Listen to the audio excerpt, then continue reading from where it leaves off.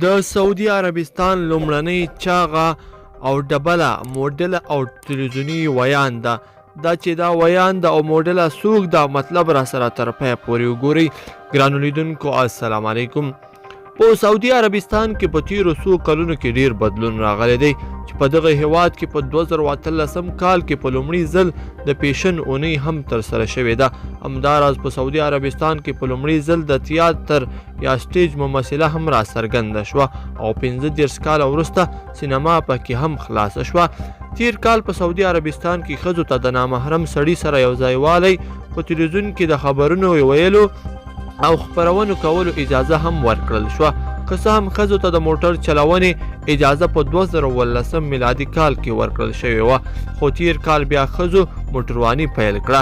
همداراز روان کال د سعودي عربستان حکومت د سیاحت پراخولو لپاره د بهرنیو هیوادونو ښځو ته د اسلامي لباس اغوستو شرط هم ختم کړ. همداراز له بهرنیو هیوادونو څخه سعودي عربستان ته د چکر لپاره راتلونکي نامحرم ښځې او سړي په یو هوټل کې په یو کوټه کې هم یو ځای اوسېدلی شي. همداراز څو ورځې مخکې د سعودي عربستان لومړنۍ موټر ځغلونې یا کار ریکس ښځه هم را څرګنده شوه او اوس تازه د پلس سایز چاقه یا پیرله موډله او تلویزیوني خپروندو ویانده هم راښکاره شوې ده. د سعودي عربستان لومړنۍ د زیات وزن یا چاقې موډلې په متحده عربي اماراتو کې په یو پیشن پروګرام کې ګډون وکړ چې له تیر کال راهیسې موډلینګ کوي. د عرب نیوز په راپور په وینا غالي امین د سعودي عربستان لومړنۍ چاقه میرمنه ده چې د تلویزیوني خپرونو ویانده ده او همداراز د لومړنۍ موډل اعزاز یې هم ترلاسه کړ. هغه د ښځو د کالیو په ګډون د آرایش سامان جوړونکو شرکتونو سره هم کار کوي.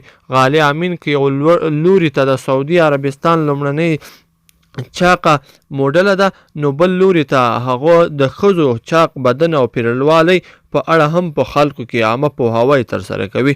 هغې ته د باډي ایکسټویټ یا د ښځو د بدن یا چاقوالي په اړه د کار کولو لومړنۍ عربي ښځې اعزاز هم ترلاسه دی.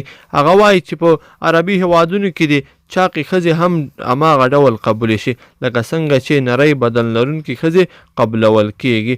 ګرانو لیدونکو په دې هیله چې دغه ویډیو مو خوښه شوې وي، که مو خوښه شوې وي نو درسره لایک کړئ او نور ملګرو او دوستانو سره هم شریکه کړئ. ډیره مننه.